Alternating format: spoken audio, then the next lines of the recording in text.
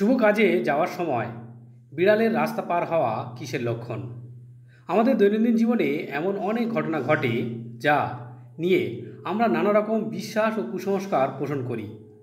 বিড়াল রাস্তা পার হওয়া তেমনই একটি ঘটনা। যুগ যুগ ধরে আমাদের সমাজে প্রচলিত আছে যে কোনো গুরুত্বপূর্ণ কাজ বা যাত্রার সময় যদি একটি বিড়াল রাস্তা পার হয়ে যায় তবে তা অশুভ লক্ষণ। এর ফলে কাজটি সফল হবে না বা কোনো বিপদ আসতে পারে। কিন্তু সত্যি কি এর পেছনে কোনো যুক্তি আছে, নাকি এটি নিছকই একটি প্রচলিত ধারণা?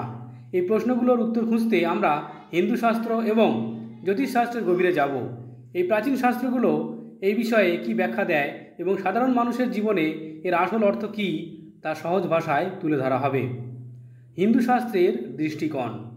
হিন্দু শাস্ত্রের মূল গ্রন্থগুলোতে বিড়াল রাস্তা পার হওয়ার ব্যাপারে সরাসরি কোনো সুস্পষ্ট ব্যাখ্যা নেই। তবে কিছু পৌরাণিক কাহিনী এবং লোকবিশ্বাসে এর সঙ্গে শনিদেবের সংযোগের কথা বলা যায়। শনিদেবের প্রভাব। প্রচলিত বিশ্বাস অনুসারে বিড়ালকে শনিদেবের বাহন বা প্রতীক হিসাবে ধরা হয়। শনি হলেন ন্যায় ও কর্মফলের দেবতা। তার অশুভ দৃষ্টিতে জীবনে নানা বাধা আসতে পারে, তাই বিড়ালকে এই ধরনের অশুভ ঘটনার প্রতীক হিসেবে দেখা হয়। লক্ষ্মী দেবীর আগমন। মজার বিষয় হলো, কিছু অঞ্চলে আবার বিড়ালকে শুভ লক্ষণ হিসাবে গণ্য করা হয়।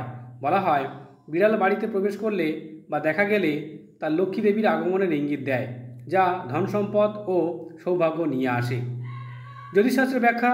জ্যোতিষশাস্ত্রের মূল ধারণাতেও বিড়াল রাস্তা পার হওয়াকে অশুভ বা শুভ লক্ষণ হিসাবে চিহ্নিত করা হয় না, বরং এখানে এর ব্যাখ্যা কিছুটা ভিন্ন। রাহু এবং কেতু সংযোগ। জ্যোতিষশাস্ত্র অনুসারে বিড়াল রাহু এবং কেতু নামক ছায়াগ্রহের প্রতিনিধিত্ব করে। এই গ্রহ দুটি আকস্মিক ঘটনা, অপ্রত্যাশিত বাধা এবং বিভ্রান্তির প্রতীক। যখন একটি বিড়াল রাস্তা পার হয় তখন জ্যোতিষীরা এটিকে রাহু বা কেতুর প্রভাবে কোনো আকস্মিক বা বাধা বা অপ্রত্যাশিত সমস্যা আসার ইঙ্গিত হিসেবে ব্যাখ্যা করেন। সতর্কতার প্রতীক। জ্যোতিষশাস্ত্র এই ধরনের লক্ষণগুলোকে কোনো নিশ্চিত অশুভ ঘটনার বার্তা হিসেবে দেখে না, বরং একটি সতর্ক বার্তা হিসেবে দেখে। অর্থাৎ বিড়ালকে রাস্তা পার হতে দেখলে আপনাকে আপনার কাজে আরও বেশি সতর্ক ও সচেতন থাকতে হবে। সবশেষে বলা যায় যে বিড়াল রাস্তা পার হওয়াকে অশুভ লক্ষণ না শুভ লক্ষণ মনে করা মূলত লোকবিশ্বাস এবং কুসংস্কারের অংশ।